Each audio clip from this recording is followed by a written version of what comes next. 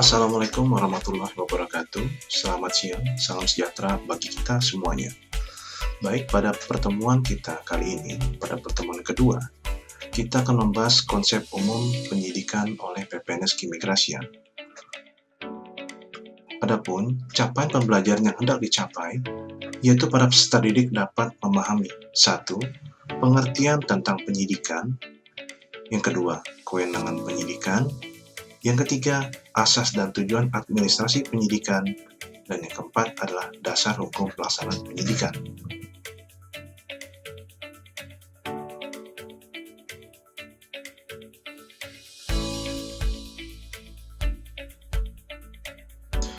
Baik, dalam slide selanjutnya kita akan membahas mengenai pengertian penyidikan. Dalam pengertian penyidikan ini, secara terminologi atau peristilahan, istilah penyidikan berasal dari kata sidik, yang artinya periksa. Kata sidik tersebut akan menjadi kata benda apabila ditambahkan kata pada awalannya, pe, dan pada akhirannya ditambahkan kata an, menjadi penyidikan.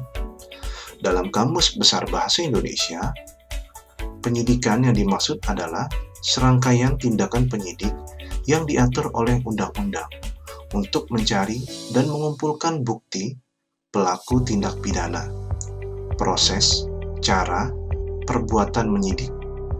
Selain itu, kata penyidikan juga terdapat dalam bahasa Inggris, namun dengan istilah bahasa Inggris pastinya.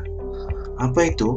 Yaitu dengan kata investigation, yang artinya an official examination of the facts about situation, crime, etc.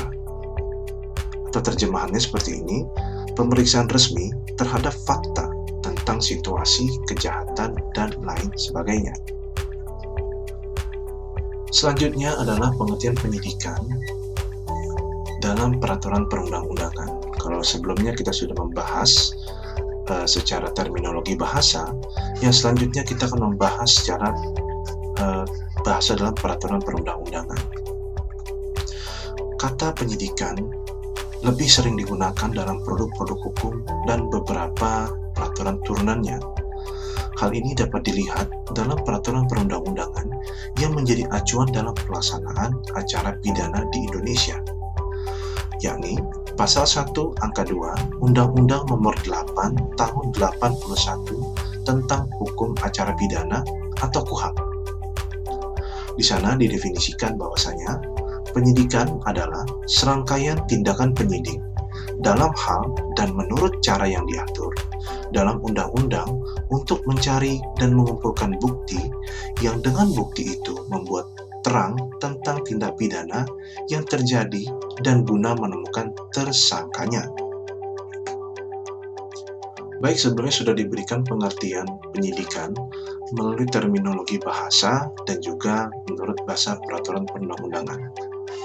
Selain kedua definisi sudah diberikan, terdapat juga definisi yang saya gunakan sebagaimana dimaksud oleh M. Yahya Harahap dalam bukunya Pembahasan Permasalahan dan Penerapan KUHP, Penyidikan dan Penuntutan. Buku terbitan Sinar Grafika, Jakarta 2012, halaman 109. Beliau menyatakan bahwasanya penyidikan adalah serangkaian tindakan yang dilakukan pejabat penyidik sesuai dengan cara yang diatur dalam undang-undang untuk mencari serta mengumpulkan bukti, dan dengan bukti itu membuat atau menjadi terang tindak pidana yang terjadi, serta sekaligus menemukan tersangkanya atau pelaku tindak pidananya. Baik, selanjutnya setelah kita membahas beberapa pengertian dari terminologi bahasa, dari bahasa peraturan perundang-undangan, dan juga pendapat ahli, pada kesempatan kali ini dalam slide selanjutnya kita akan membahas kewenangan penyidikan. Untuk dapat melaksanakan penyidikan, maka diperlukan subjek agar dapat terlaksananya kegiatan penyidikan tersebut. Dari pengertian penyidikan yang telah disebutkan pada pembahasan sebelumnya, terdapat kata penyidik atau pejabat penyidik, atau dalam bahasa Inggrisnya disebut dengan investigator. Definisi penyidik adalah pejabat polisi negara Republik Indonesia atau pejabat pegawai negeri sipil tertentu yang diberi wewenang khusus oleh undang-undang untuk melakukan penyidikan. Dari definisi tersebut, maka terkait dengan penyidikan dapat dilakukan oleh satu pejabat polisi negara Republik Indonesia atau Polri, dan kedua adalah pejabat pegawai negeri sipil atau PPNS tertentu. Khusus untuk PPNS, pada dasarnya wewenang dimiliki oleh mereka, para PPNS tersebut maksudnya, bersumber pada ketentuan peraturan perundang-undangan pidana khusus yang telah menetapkan sendiri wewenang penyidikan pada salah satu pasalnya. Menurut Sudarto, dalam bukunya keluaran Aziz Syamsuddin, dalam buku yang berjudul Tindak Pidana Khusus, buku terbitan oleh Sinar Grafika Jakarta tahun 2011 pada halaman 9, pidana khusus adalah perundang-undangan di bidang tertentu yang bersanksi pidana atau tindak pidana yang diatur dalam undang-undang khusus. Misalnya, implementasi dalam pelaksanaannya, misalnya pejabat PPNS Keimigrasian hanya dapat melakukan penyidikan terhadap tindak pidana keimigrasian sebagaimana dimaksud dalam Undang-Undang 6 tahun 2011 tentang keimigrasian, dan tidak berwenang, tidak dapat atau tidak memiliki kewenangan melakukan penyidikan tindak pidana yang diatur selain dari Undang-Undang Nomor 6 tahun 2011 tentang keimigrasian. Atau simpelnya seperti ini, PPNS Keimigrasian dia tidak bisa menyidik kasus atau tindak pidana yang bersifat kepabeanan atau bea cukai, seperti itu, atau tindak pidana perpajakan dan sebagainya, karena memang bukan ranahnya. Sekali lagi saya katakan bahwa PPNS Keimigrasian itu hanya bisa menyidik tindak pidana sebagaimana dimaksud dalam Undang-Undang 6 2011 tahun tentang keimigrasian. Adapun pengertian daripada PPNS Keimigrasian itu disebutkan dalam pasal 1 angka 8 Undang-Undang 6 2011. Di sana disebutkan pejabat imigrasi yang diberi wewenang oleh undang-undang untuk melakukan penyidikan tindak pidana. Seperti itu. Adapun menjadi penekanan juga di sini bahwasanya untuk menjadi PPNS Keimigrasian itu terdapat kata pejabat imigrasi. Sehingga yang dapat menjadi PPNS Keimigrasian adalah pejabat imigrasi. Apa itu pejabat imigrasi? Pejabat imigrasi adalah dalam pasal 1 juga disebutkan definisi pejabat imigrasi bahwa pejabat imigrasi adalah pegawai yang telah melalui pendidikan khusus keimigrasian dan memiliki wewenang untuk melaksanakan tugas dan tanggung jawab berdasarkan undang-undang ini. Maksudnya adalah Undang-Undang 6 tahun 2011. Oke, setelah membahas kewenangan perihal perbedaan pejabat pegawai negeri sipil maupun penyidik Polri yang sudah disebutkan pada slide selanjutnya, dalam slide ini kita akan membahas mengenai persyaratan kepangkatan untuk menjadi seorang penyidik. Saya langsung berfokus kepada persyaratan oleh PPNS. Di sini disebutkan bahwasanya untuk menjadi seorang PPNS itu terdapat beberapa persyaratan. Yang pertama adalah A. Masa kerjanya harus sebagai PNS harus paling singkat minimal 2 tahun. Berarti kalau sudah 2 tahun lebih sehari, ya sudah memenuhi persyaratan. Syarat yang pertama. Kemudian yang kedua, berpangkat paling rendah penata muda atau golongan 3A. Nah, bagi rekan-rekan sekalian yang sudah lulus nanti golongan 3A, tentunya sudah memenuhi 2 persyaratan. Yang C atau yang ketiga, berpendidikan paling rendah sarjana hukum atau sarjana lain yang setara. Seperti itu. Nah, Anda ekstrim sarjana terapan keimigrasian, ya sudah setara dengan sarjana hukum, selevel dengan sarjana. Jadi sudah A, B, C sudah terpenuhi. Kemudian yang D adalah bertugas di bidang teknis operasional penegakan hukum. Hal tersebut tentunya kalau yang pernah melaksanakan praktek kerja lapangan di kantor imigrasi atau di UPT lainnya, itu untuk melaksanakan penyidikan itu umumnya dilaksanakan oleh bagian penindakan keimigrasian atau intelijen dan penindakan keimigrasian. Namun, jelas dalam peraturan disebutkan bahwasanya untuk dapat menjadi PPNS, orang tersebut atau petugas tersebut harus bertugas teknis operasional penegakan hukum. Meskipun demikian, kadang seringkali kita menemukan karena tidak adanya ketersediaan PPNS keimigrasian di bidang penegakan hukum, namun PPNS-nya itu diemban oleh petugas lain yang tidak melaksanakan teknis operasional penegakan hukum, seringkali juga dilaksanakan oleh kantor imigrasi tertentu.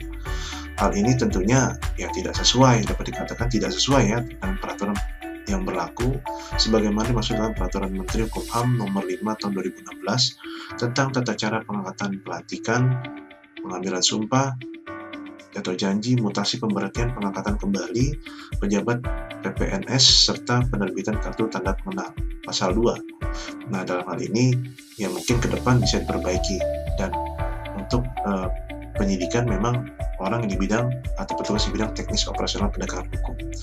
Kemudian syarat yang kelima atau yang E adalah sehat jasmani dan rohani, dan hal tersebut harus dibuktikan dengan surat keterangan dokter yang dibuat melalui surat rumah sakit pemerintah. Seperti itu, surat keterangan sehat dari rumah sakit pemerintah. Jadi apabila Anda ingin menjadi seorang penyidik pegawai negeri sipil keimigrasian, agar senantiasa menjaga kesehatan jasmani dan rohani Anda. Kemudian yang selanjutnya adalah F, yaitu setiap unsur penilaian pelaksanaan pekerjaan dalam daftar penilaian pelaksanaan pekerjaan pegawai negeri sipil paling sedikit bernilai baik dalam 2 tahun terakhir.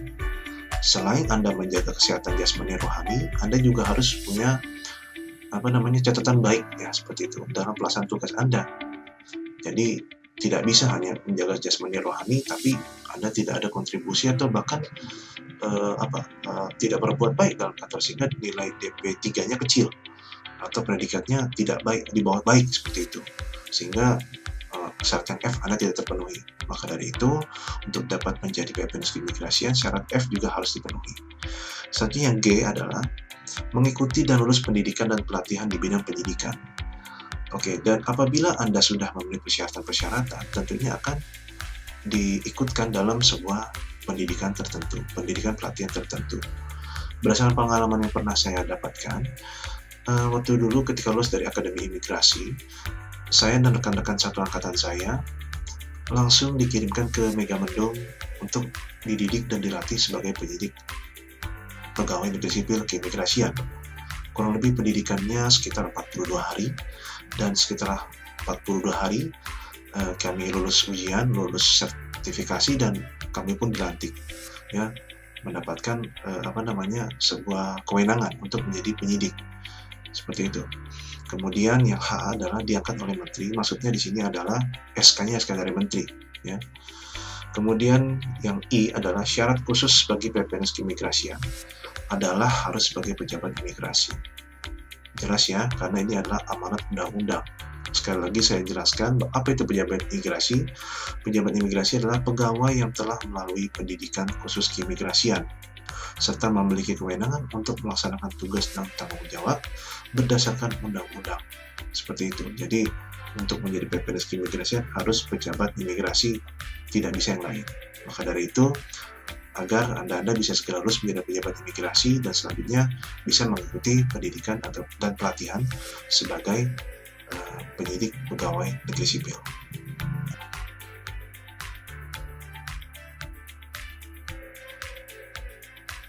Oke, selanjutnya kita akan membahas mengenai kewenangan daripada PPNS keimigrasian itu sendiri. Secara umum dalam melaksanakan penyidikan, penyidik diberikan kewenangan untuk 1. Menerima laporan atau pengaduan dari seorang tentang adanya tindak pidana. Jadi sebagai penyidik itu sudah punya kewenangan bahwasanya kalau ada yang mau melaporkan ada kejadian tindak pidana atau semacam pengaduan, bisa ke seorang penyidik seperti itu.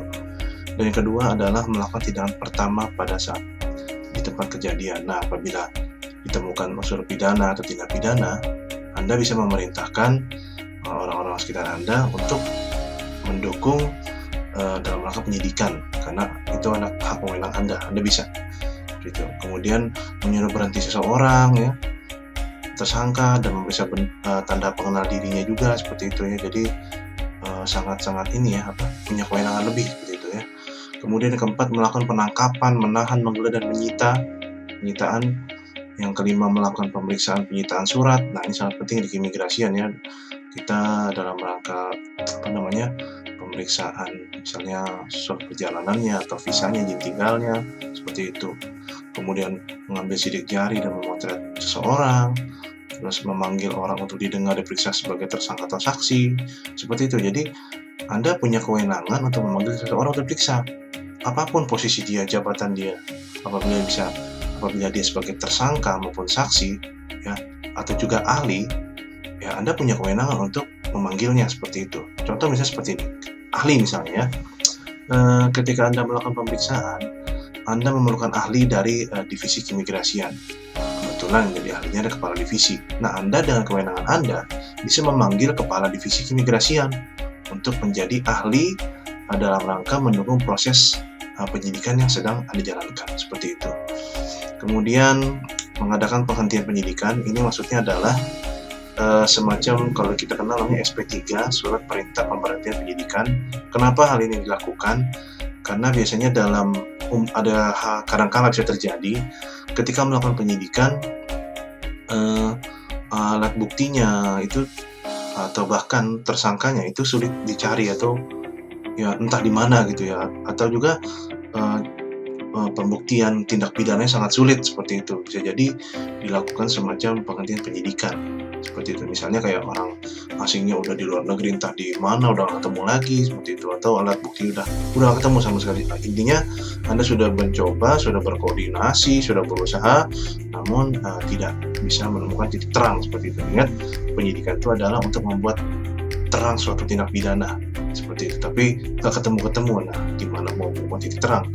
Maka ini melaksanakan efisiensi dan efektivitas serta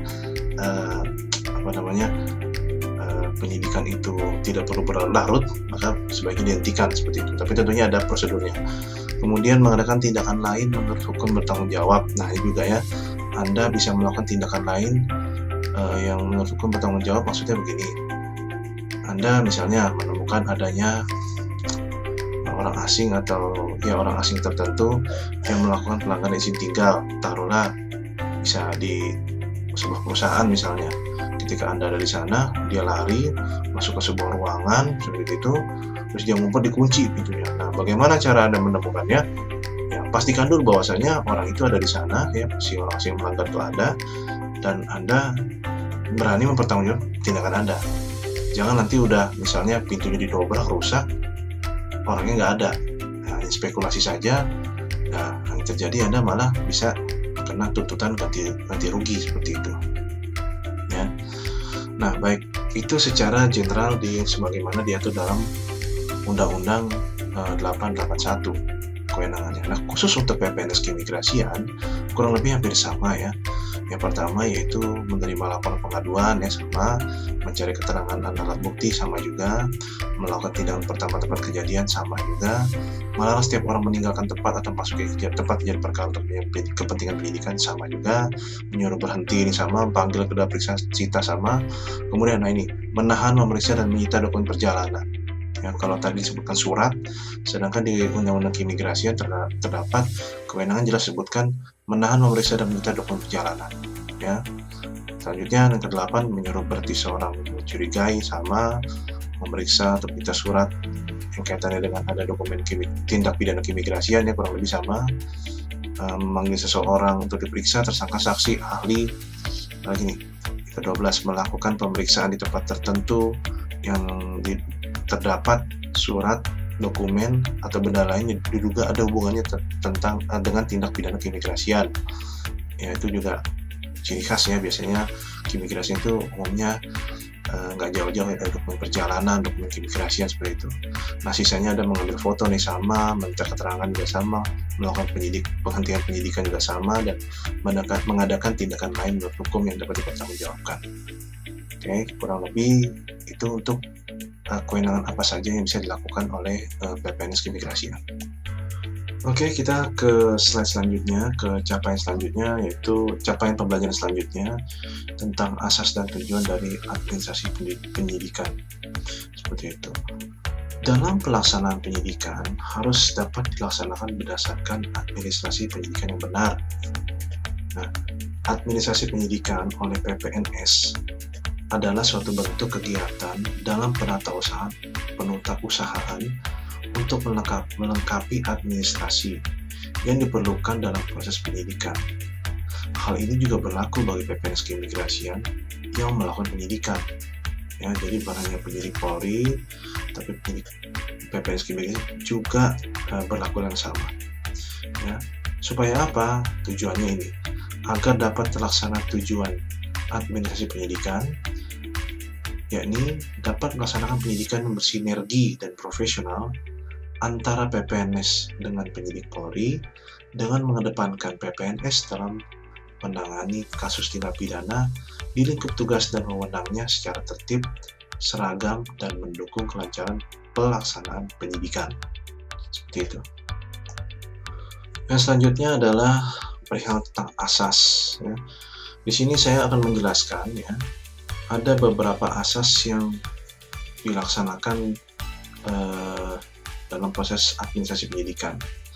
Namun demikian, jangan lupa bahwasanya dalam pelaksanaan, ya, asas juga harus memperhatikan asas sebagaimana dimaksud dalam KUHP seperti itu, ya.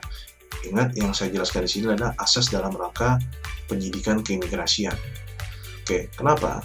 Karena asas merupakan dasar atau patokan atau pedoman hukum yang melandasi dalam penerapan penegakan hukum, dalam hal ini penyidikan. Apabila terjadi ketidaktaatan terhadap asas, ya, maka proses penegakan hukum yang dilakukan oleh aparat dapat dikatakan, ya, terjadi pelanggaran seperti itu. Ya, bahkan kalau dalam KUHP itu diatur mengenai pelanggaran asas. Ingat ini KUHP, ya, pelanggaran dalam proses penyidikan, ya. Itu Anda bisa rawan akan gugatan pra-peradilan seperti itu, ya, kepada petugas yang melakukan penyidikan, penegakan hukum. Nah, demikian juga halnya dengan dalam pelaksanaan administrasi penyidikan. Tentunya juga harus taat asas-asas umum yang berlaku seperti itu.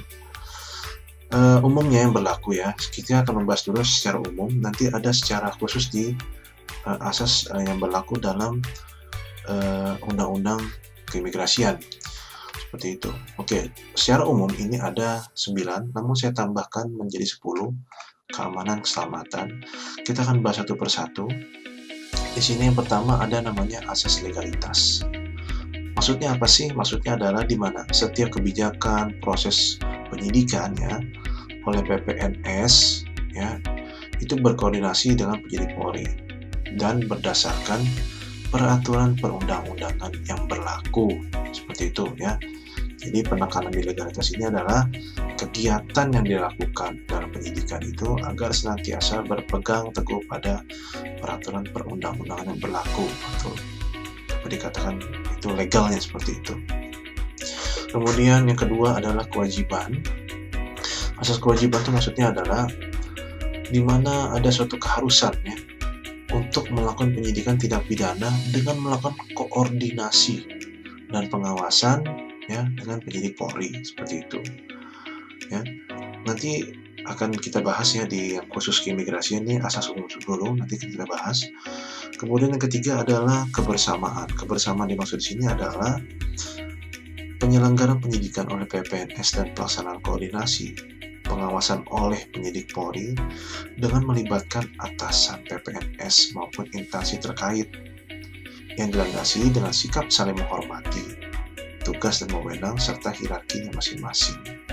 Kebersamaan ini, ya, dapat dikatakan juga mungkin sinergitas, ya, antara penyidik Polri, ya, beserta jajarannya maupun penyidik PPNS beserta jajarannya, sehingga tercipta sebuah sinergitas atau kebersamaan, ya, dalam pelaksanaan penyidikan tersebut. Asas selanjutnya adalah akuntabilitas. Kalau kita mendengar kata akuntabilitas, tentunya itu nggak jauh dari kata dapat dipertanggungjawabkan seperti itu. Maksudnya apa? Pertanggungjawaban ini adalah proses penyidikannya dan pelaksanaan koordinasinya, pengawasan oleh penyidik Polri-nya itu dapat dipertanggungjawabkan. Ya. Kemudian yang kelima adalah asas profesional, yaitu mekanisme proses penyidikan oleh PPNS ya, serta pelaksanaan koordinasinya, pengawasannya oleh penyidik Polri itu berdasarkan teknis dan taktik penyidikan ya, serta peraturan perundang-undangan yang berlaku. Jadi penekanan di sini adalah kegiatannya itu dilaksanakan sesuai taktik dan teknis yang berlaku ya, seperti itu. Sebagaimana dimaksud dalam kita bisa menjadi rujukan di sini adalah Peraturan Kepala Kepolisian Negara Republik Indonesia Nomor 6 Tahun 2010 tentang manajemen penyidikan oleh PPNS, seperti itu. Ini berlaku secara umum bagi PPNS yang melaksanakan penyidikan. Kemudian yang keenam ada namanya asas proaktif. Asas proaktif ini adalah pelaksanaan penyidikan oleh PPNS beserta koordinasi dan pengawasannya oleh penyidik Polri secara aktif. Jadi maksudnya adalah proaktif ya, jadi nggak tunggu-tungguan istilah seperti itu ya, tidak saling menunggu antara PPNS atau Polri itu saling tunggu-tungguan seperti itu. Jadi jangan pasif tapi aktif ya, sehingga prosesnya tersebut bisa berjalan dengan baik dan lancar ya, dan juga cepat seperti itu. Dan selanjutnya adalah asas menjunjung tinggi HAM. Nah, ini sangat penting ya, maksudnya adalah suatu sikap ya bagi tiap PPNS dan penyidik Polri di mana semua wajib menghormati dan menjunjung tinggi HAM dan perlakuan yang sama kepada setiap orang untuk dilayani. Ingat, isu tentang HAM ini sangat sensitif, apalagi Anda sebagai penyidik ternyata terbukti melakukan pelanggaran HAM, justru nanti Anda yang malah dituntut balik seperti itu ya. Jadi sangat diperhatikan sekali HAM orang. HAM dia untuk macam-macam ya, untuk beribadah, untuk makan ya, dan sebagainya, harus Anda sangat-sangat perhatikan. Jadi jangan mentang-mentang Anda penyidik, Anda semena-mena atau suka-suka Anda ya, ada salah di situ ya. Kemudian selanjutnya adalah transparansi, di mana segala upaya dan tindakan yang dilaksanakan itu secara jelas dan terbuka. Ya. Kemudian selanjutnya adalah saya tambahkan di sini ada yang ke-10, asasnya itu keamanan keselamatan. Jadi meskipun sifatnya administrasi penyidikan, namun tidak terlepas ya, keselamatan keamanan petugas juga sangat penting ya. Maksudnya di sini adalah dalam setiap pelaksanaan kegiatan penyidikan juga mengutamakan keamanan keselamatan petugas. Kita bisa melihat ya, zaman sekarang ini lagi ada pandemi virus corona atau COVID-19 seperti ini. Mungkin Anda saking semangatnya menyidik ya, memeriksa, Anda lupa pakai masker seperti itu. Anda lupa jaga jaraknya ya. Anda lupa hal-hal lain yang dapat menyelamatkan diri Anda sendiri, misalnya pandemi seperti itu. Kemudian Anda saking semangatnya menyidik ya, Anda lupa bahwa keamanan Anda justru nomor 1, paling utama dulu, baru bisa menyidik dan sebagainya. Misalnya Anda melakukan penyidikan gitu ya, melakukan proses penangkapan gitu, Anda nggak memperkirakan misalnya ternyata ketika melakukan proses penangkapan orang tersebut memiliki bodyguard yang siap melindungi dia, atau bahkan ditangkap. Justru pernah kejadian dulu di Bali, dia malah mantan atlet MMA yang notabene dia memang bisa untuk bertarung seperti itu, sedangkan Anda nggak dilengkapi dengan perangkat keamanan yang memadai, justru membahayakan keselamatan Anda. Maka dari itu, dan meskipun sifatnya administrasi, namun saya sebutkan di sini adalah supaya Anda senantiasa ingat bahwasanya dari asas yang 1 sampai 9 tadi, yang pertama dan paling utama adalah Anda juga mengutamakan keselamatan dan keamanan diri Anda sendiri sebagai penyidik. Nah, dari 10 asas tadi yang sifatnya umum, sekarang kita ke asas yang bersifatnya khusus sebagaimana diatur dalam Peraturan Perundang-undangan Keimigrasian Undang-Undang Nomor 6 Tahun 2011. Apa saja ya? Di sini saya temukan ada 3. Yang pertama adalah PPNS Keimigrasian melakukan koordinasi dengan penyidik Polri, seperti itu. Di mana ini didapatkan di pasal 107 ayat 1. Dalam pasal 107 ayat 1 dikatakan, dalam melakukan penyidikan, PPNS Keimigrasian berkoordinasi dengan penyidik Kepolisian Negara Republik Indonesia. Jelas sekali di situ disebutkan berkoordinasi. Jadi Anda mau tidak mau sebagai penyidik harus melakukan koordinasi. Kemudian kedua apa? Semenjak awal penyidikan ya, memberitahukan secara tertulis kepada penyidik Polri. Nah, sebenarnya masih dalam rangka koordinasi ya. Cuman di sini disebutkan jelas ya, bahwasanya dalam melaksanakan penyidikan itu, pemberitahuan koordinasi itu bukan hanya via lisan, tetapi secara tertulis surat resmi ditandatangani oleh pejabat yang berwenang bahwasanya PPNS Keimigrasian saat ini sedang melaksanakan penyidikan, seperti itu. Dan yang ketiga adalah setelah selesai melakukan penyidikan, PPNS menyerahkan berkas perkara kepada penuntut umum. Ini diatur dalam pasal 107 ayat 2 yang bunyinya, setelah selesai melakukan penyidikan, PPNS Keimigrasian menyerahkan berkas perkara kepada penuntut umum. Pasal ini merupakan suatu perubahan ya yang cukup signifikan dibandingkan peraturan perundang-undangan keimigrasian yang lama, sebagaimana dimaksud dalam Undang-Undang 9 tahun 92 tentang keimigrasian. Ketika di undang-undang yang lama itu memang merujuk kepada KUHP juga, akan tetapi tidak menyebutkan PPNS Keimigrasian ketika selesai itu harus langsung menyerahkan ke berkas perkara kepada penuntut umum. Tetapi karena merujuk ke KUHP, rujukannya KUHP, itu jelas di KUHP disebutkan bahwasanya ketika selesai memberkas ya, melakukan pemberkasan penyidikan, PPNS Keimigrasian memberikan berkasnya kepada Korwas ya, Korwas PPNS namanya Polri ya, penyidik Polri, seperti itu. Nah nanti ketika penyidik Polri sudah cukup berkasnya, dari penyidik Polri baru menyerahkan ke penuntut umum. Itu di undang-undang yang lama. Tapi di undang-undang yang baru, PPNS Keimigrasian ya, dalam hal distribusi berkas yang sudah jadi tidak perlu lagi ke penyidik Polri ya. Jadi sifatnya hanya bersifat koordinasinya saja. Dan semenjak adanya undang-undang tahun 2011 ini, PPNS Keimigrasian bisa langsung memberikan berkas tersebut ke penuntut umum, seperti itu. Oke, selanjutnya kita ke capaian pembelajaran kita yang terakhir, yaitu tentang dasar hukum. Dasar hukum yang dimaksud di sini adalah dasar hukum penyidikan, kegiatan administrasi penyidikan yang dilaksanakan oleh penyidik PPNS Pegawai Negeri Sipil Keimigrasian, seperti itu. Pada pembahasan sebelumnya telah dibahas ya tentang asas legalitas ya, di mana setiap pelaksanaan penyidikan dilakukan oleh PPNS harus berdasarkan peraturan perundang-undangan yang berlaku atau berdasarkan hukum yang berlaku. Ya. Hal ini sebagaimana disebutkan dalam konsideran, ya konsideran itu pembukaan KUHP ya, Undang-Undang 8 tahun 81 yang menyebutkan Republik Indonesia adalah negara hukum berdasarkan Pancasila dan Undang-Undang Dasar 1945 yang menjunjung tinggi hak asasi manusia serta yang menjamin segala warga negara bersamaan kedudukannya di dalam hukum dan pemerintahan, wajib menjunjung tinggi hukum dan pemerintahan itu dengan tidak ada kecualinya. Nah, berdasarkan dasar ini adalah konsekuensinya adalah dalam pelaksanaan penyidikan, PPNS juga harus senantiasa melaksanakannya berdasarkan peraturan perundang-undangan atau berdasarkan hukum yang berlaku. Berikut beberapa peraturan perundang-undangan yang menjadi dasar hukum pelaksanaan penyidikan oleh PPNS Keimigrasian.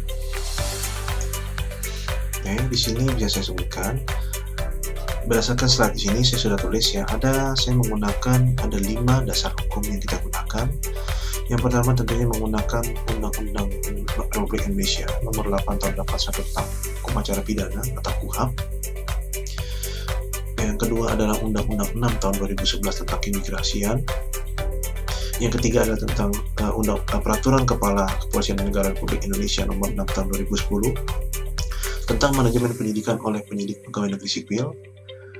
Yang keempat adalah Petunjuk Pelaksanaan Direktur Jenderal Imigrasi Nomor IMI-0-GR-07-08-1888 tahun 2018 tentang penyidikan tindak pidana keimigrasian. Dan yang terakhir adalah Peraturan Menteri Hukum dan HAM Nomor 5 tahun 2016 tentang tata cara pengangkatan, pelantikan, dan pengambilan sumpah atau janji mutasi, pemberhentian, dan pengangkatan kembali pejabat penyidik pegawai negeri sipil serta penerbitan kartu tanda pengenal. Kelima dasar hukum ini adalah dasar-dasar yang digunakan dalam proses pembelajaran kita dan juga sebagai dasar Anda untuk melaksanakan proses penyidikan yang baik dan benar sesuai dengan peraturan perundang-undangan yang berlaku. Jadi dimohon kepada Anda ya, apabila Anda nantinya akan menjadi seorang PPNS Keimigrasian, dari semenjak sekarang ini Anda belajar yang baik. Kita akan mencoba membahas dasar-dasar hukum tersebut, sehingga setiap tindakan Anda bisa dipertanggungjawabkan secara hukum dan peraturan perundang-undangan berlaku.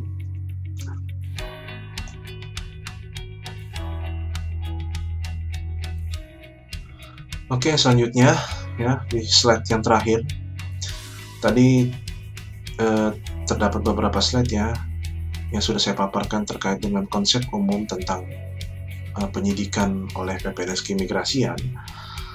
Untuk lebih mempermudah kita dalam memahami bagaimana proses penyidikan, dari sekarang saya tugaskan kepada Anda ya.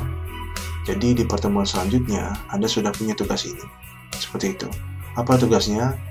Melakukan penentuan rencana simulasi penyidikan keimigrasian. Terdiri dari apa saja? Dari apa saja terdiri? Yang pertama adalah penentuan pelanggaran tindak pidana keimigrasian. Anda bisa mencari dari pasal 113 ya sampai 136. Nah, seperti itu. Di Undang-Undang 6 tahun 2011. Saya harap setiap kelompok ya itu punya case yang berbeda-beda. Jangan satu kelompok case-nya sama, pasal 113 semua seperti itu, jangan.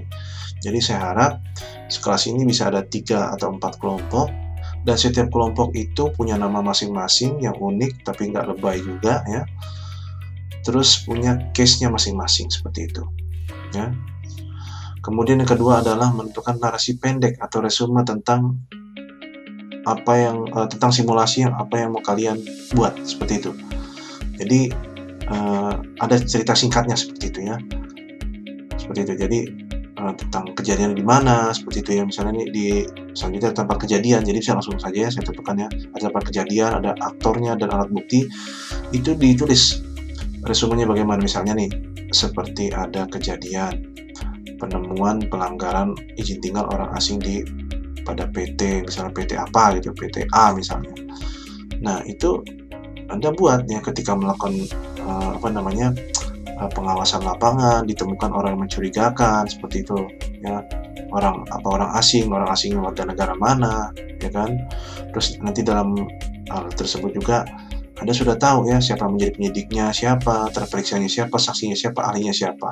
Ingat, aktornya ini bisa lebih dari satu, penyidiknya bisa 2, bisa 3, lebih dari satu, ini seperti itu ya. Terus aparat buktinya apa, misalnya dia tidak bisa menunjukkan dokumen atau bisa menunjukkan dokumen tapi dokumennya palsu, seperti itu ya. Apa? Jadi Anda sudah bisa menentukan perencanaan penyidikan. Karena sifatnya simulasi ya, Anda membuat sebuah case tertentu yang Anda tahu endingnya dari awal sampai ending itu Anda sudah tahu, sudah Anda rencanakan. Saya memberikan tips termudah adalah apabila Anda ada berkas penyidikan yang mungkin sebelumnya sudah melaksanakan praktek kerja lapangan atau kuliah kerja nyata atau pernah di kantor lah, dan juga tahu di bagian penindakan dan pernah ada kantor tersebut melakukan penyidikan, itu lebih baik minta seperti itu ya, kalau dikasih ya, tapi nggak paksa. Minta berkasnya sudah inkrah, sudah jadi, sudah selesai, sudah putusan gitu. Namun tidak copy paste begitu saja, tetapi juga menggunakan semacam diedit seperti itu ya. Jadi tersangkanya itu ya jangan orang itu lagi, tapi tersangkanya misalnya aktor-aktor yang ada di kelompok tersebut ya. Jadi misalnya kelompoknya ada 10 orang gitu ya, di antara 10 itu ada jadi penyidiknya, terperiksanya, saksinya, ahlinya. Itu lebih mudah. Jadi Anda bisa melihat di catatan resumen terakhirnya. Jadi Anda bisa tahu Anda memakai alat buktinya apa, saksinya siapa saja, penyidiknya siapa saja, pelanggarannya apa, udah tahu case-nya, endingnya bagaimana. Hanya saja dalam tugas kelompok sebelum UTS ini ya, pra UTS ini sifatnya baru sampai ke tahap perencanaan dan perorganisasian. Nanti tata pelaksana nanti kita akan insya Allah akan dilaksanakan setelah UTS. Ingat, tugas ini adalah tugas yang sebagai pengganti dari nilai UTS kalian ya, UTS dan UAS.